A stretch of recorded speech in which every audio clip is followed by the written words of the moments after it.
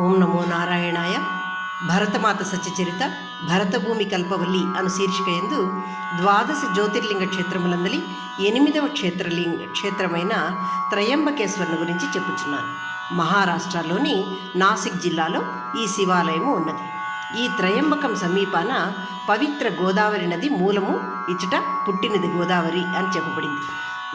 ఇచ్చటి లింగము యొక్క అసాధారణ లక్షణము బ్రహ్మ విష్ణు శివ ముఖాల రూపాల్లో 3 లింగ రూపాలుగా త్రిదేవుగా ఇక్కడ శివుడు వెలిశాడు అని చెప్పారు.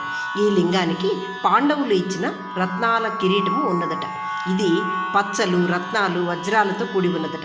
ఇచ్చట గోదావరి నది బ్రహ్మగిరి పర్వతాల నుండి ఉద్భవించి రాజమండ్రి దగ్గర సముద్రంలో కలుస్తుంది. పీష్వాల పాలనలో నానాసాహెబ్ పేష్వా త్రయంబకేశ్వర ఆలయాన్ని నిర్మించి సుందరీకరించారట. ఒక పెద్ద నీలమణితో శివుణ్ణి అలంకరించాడట ఆయన. కానీ దాన్ని జే బ్రిగ్స్ అనే ఆంగ్లేయ కర్నల్ దోచుకున్నాడట. ఇచ్చట త్రిసంధ్య గాయత్రి అనే ప్రదేశం ఉన్నదట. దీన్ని వినాయకుడి జన్మస్థలము అని నమ్ముతారట ఇక్కడ ప్రజలు. త్రయంబకేశ్వర్లో గోదావరి నదిలో చేసే శ్రాద్ధం కానీ అత్యంత పవిత్రమైనదిగా ఉంది. పూర్వీకులకు ఎంతో ప్రీతి నొసుకుంది ఇక్కడ ఒసగుబడు శ్రాద్ధము అని చెప్పారు. త్రయంబకం యొక్క స్థల పురాణం. త్రయంబకేశ్వరుడు అనగా పరమశివుడు. అంబము అంటే నేత్రము అని అర్థం. 3 నేత్రాలుగా దేవుడు త్రయంబకుడు వెలిసినవాడు. సూర్యుడు చంద్రుడు అగ్ని అనే 3 తేజస్సులను 3 నేత్రాలుగా కలిగి వెలసిన దేవుడు అని చెప్పబడ్డాడు. శివుని పాలభాగంలోని 3వ నేత్రమే అగ్నినేత్రము. ఈ నేత్రంతోనే మన్మధుణ్ణి శివుడు భస్మం చేశాడు అని చెప్పారు. స్వర్గము ఆకాశము భూమి అనే 3 స్థానాలకు సంరక్షకుడైన తండ్రి పరమశివుడు అని త్రయంబకం అనే శబ్దము చెప్తున్నది. త్రయంబకం యజామహే సుగంధిం పుష్టివర్ధనం అనగా మరణం నుండి బయటపడవేయమని భక్తులు ఇక్కడ శివుణ్ణి ప్రార్థిస్తున్నారు. మరియు ఇక్కడ గోదావరి నది పుట్టింది. ఈ గోదావరి నది పుట్టుకను గురించి ఒక కథనం ఉన్నది. ఒకసారి బ్రహ్మదేవుడు సత్యలోకాన భూమిపైకి గంగని తీసుకురావాలని త్రివిక్రముడిని పూజిస్తాడు. స్త్రీ రూపంలో ఉన్న గంగ శివుని జటాజూటంలో కూర్చొని ఆనందంగా ఉంటుందట. అప్పుడు పార్వతి గంగ తన భర్తతో ఆనందంగా ఉండటం గమనించి ఆమెను తరిమివేయాలని అనుకుంటుంది. అప్పుడు ఆమె స్నేహితురాలకు జయ అను ఆమెను ఒక ఆవు రూపంగా చేసి గౌతమ మహర్షి గౌతమ మహర్షి తన భార్య అహల్యతో కలిసి ఈ త్రయంబకేశ్వర్లోని బ్రహ్మగిరి కుండంలో నివసించేవాడట. ఇప్పుడు దాన్ని కొవ్వూరు అంటారట. ముందు గోవూరు అని దాని పేరు. అంటే గోవు అక్కడ వచ్చింది కాబట్టి ఈ గ్రామంలో గౌతముడు అహల్యతో నివసించేవాడు. ఆయన రోజు అన్నదానం చేసేవాడట. పార్వతి ఎప్పుడైతే ఈ గంగను పరమశివుని జటాజుటం నుండి కిందికి దించాలని అనుకున్నదో అప్పుడు ఆమె స్నేహితురాలు జయ ఒక గోవు రూపం దాల్చి ఈ గౌతముడు పండించే పంటలను మేయసాగిందట. పశువులు హిందువులచే పూజింపబడతాయి. అందువల్ల గౌతముడు ఆవుపై దర్భగడ్డి వేశాడట. అతనికి ఆశ్చర్యంగా ఆవు అక్కడే మరణించింది. ఈ గోవు పార్వతి పంపిన ఆమె స్నేహితురాలుగా చెప్పబడింది కదా. మునులు దీన్ని చూచి గౌతమునిపై కోపగించి గోహత్య పాపానికి ప్రాయశ్చిత్తంగా గంగా స్నానము ఆచరించమన్నారట.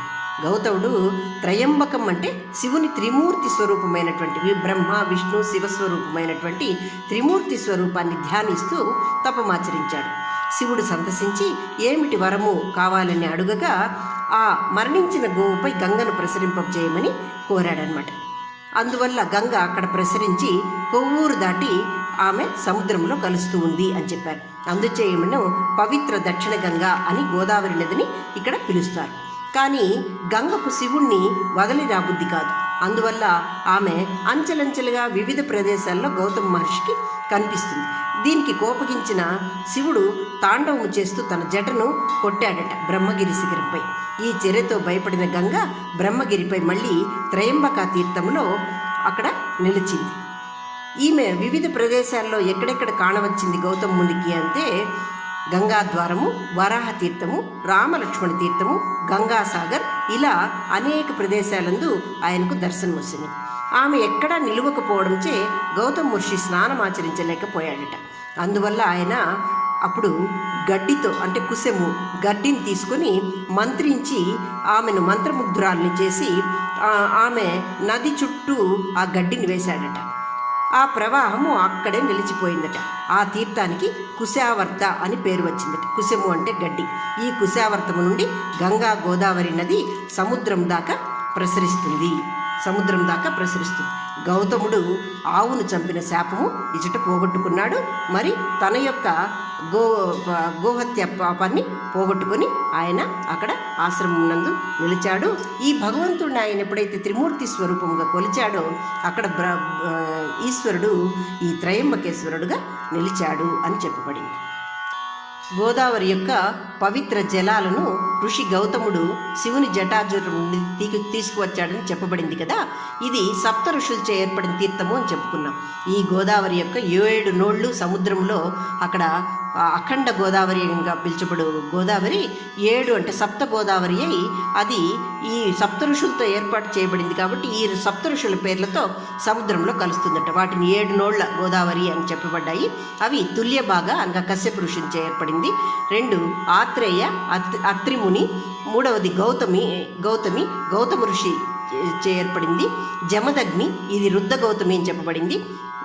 భరద్వాజ, కౌశిక అంటే విశ్వామిత్ర మరియు వశిష్ఠ అనే సప్త ఋషులచే ఇది ఈ గోదావరి నది 7 పాయలుగా 7 నోళ్లతో బంగాళాఖాత సముద్రమునందు చేరుతూ ఉంది. ఇక్కడ ఇది దక్షిణ భారత పవిత్ర గంగా అని చెప్పబడింది. మహారాష్ట్ర నందు త్రయంబకమున వెలసే త్రయంబకేశ్వరుడు గోదావరి మూలస్థాన సమీపాన కొలువాయే త్రిలింగేశ్వరుడు. 12 జ్యోతిర్లింగ క్షేత్రములందు 8వ క్షేత్రము త్రయంబకేశ్వరము.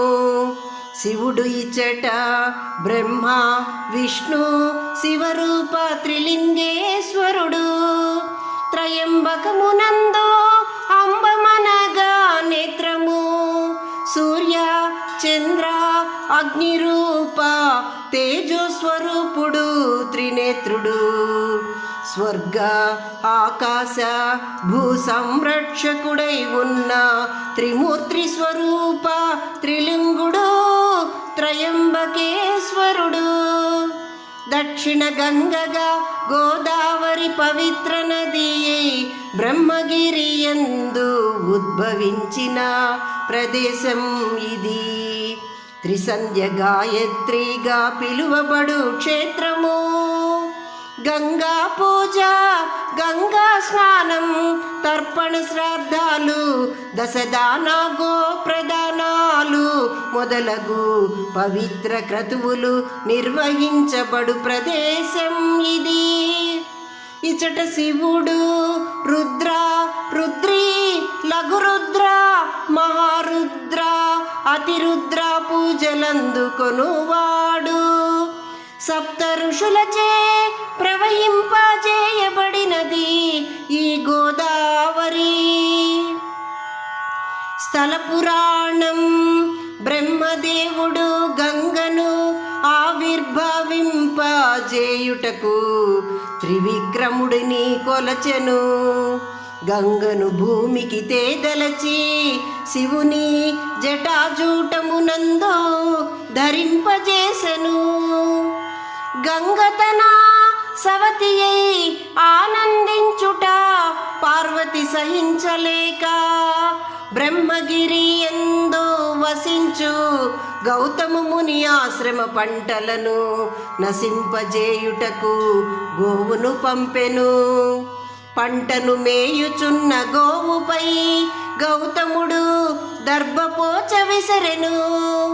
ఆ దర్భ తనపై పడిన గోవు మరణించగా గౌతమునిపై గోహత్య పాపము అంటెను.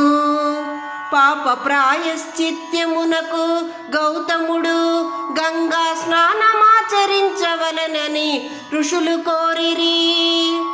గౌతముడు గంగను భూమికి తేదలచి శివుని, బ్రహ్మ, విష్ణు, శివరూపములందు ధ్యానించి తపమాచరించెను. త్రినేత్రుడై శివుడు ప్రత్యక్షమై గంగను విడచెను. గంగా శివుని జటము నుండి రాలేక వివిధ ప్రదేశాల గౌతమునికి దర్శనమొసగెను. గౌతముడు కుశము అనగా గడ్డిని మంత్రించి ఆ గంగకు చుట్టగా ఆమె అచటనే కుశావర్తి అయి నిలచెను. బ్రహ్మగిరి పర్వతములు మూలస్థానమై గంగా గోదావరి అయి ప్రవహించుచున్నది త్రయంబక తీర్థము. ఇవ్విధమున శివుడు త్రిలింగేశ్వరుడై నిరంతరం నీరు ఊరుచుండు గోదావరి నీటి యందు స్నానమాచరించుచున్న త్రయంబకేశ్వరుడై వెలసే. ఊరుచున్న నీరు దేవాలయం ప్రక్కన ఉన్న కుశావర్తనము అను సరోవరములో కలియుచుండును. త్రయంబకేశ్వరము పవిత్ర పుణ్యతీర్థము. ఇచట నారాయణ నాగబలి పూజ, కాలసర్పశాంతి, త్రిపిండి విధి మరియు భక్తులచే అనేక పూజలు శివునకు నిర్వహించబడును. ఆలయం హేమంత్ పంతి శైలికి చెందిన నిర్మాణం. ఆలయం చుట్టూ నిర్మాణం లోపలి వైపు చతురస్రాకారముగాను బయటి వైపున నక్షత్రాకారముగాను ఉన్నది. త్రయంబకమున చూడదగిన ప్రదేశములు: హరిహర్ ఘాట్, ఇది ట్రెక్కింగ్కు ఉపయుక్తమై దాదాపు లంబముగా ఉన్న మెట్లతో ఉన్నది. ఆంజనేరి జలపాతం, గోదావరి సముద్రమునందు కలయు కుశావర్తు సరస్సు, సహజ సౌందర్యముతో కూడిన గోదావరి నదీ ప్రవాహాలు. త్రయంబకేశ్వరములోని కాయిన్ మ్యూజియం రాముడు, సీత మరియు లక్ష్మణులతో వనవాసం గడిపిన పంచవటి తీర్థము. మోక్షదాయక బ్రహ్మగిరి శిఖరము, బ్రహ్మగిరి కోట దిగువన 750 మెట్లతో కూడిన గంగా ద్వారము.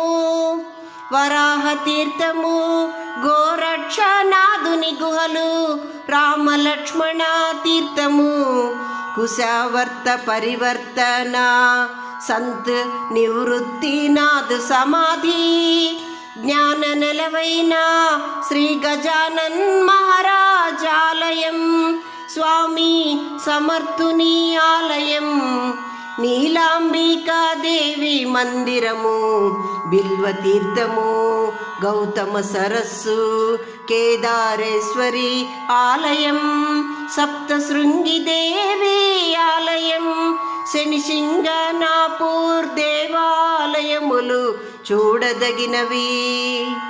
ఆదిశంకరాచార్యులు త్రయంబకేశ్వరుని ఇవ్విధమున స్తుతించిరి. పశ్చిమ కనుమల శిఖరముపై పవిత్ర గోదావరి తీరములో నివసించే త్రయంబక స్వామిని, తన భక్తుల పాపాలను నశింపజేయు శివుడిని నేను ధ్యానిస్తానని తన 12 జ్యోతిర్లింగ స్తోత్రమున పాడిరి. మహారాష్ట్రానందు త్రయంబకమున వెలసే త్రయంబకేశ్వరుడు, గోదావరి మూలస్థాన సమీపాన కొలువాయే త్రిలింగేశ్వరుడు. ఓం నమో నారాయణ.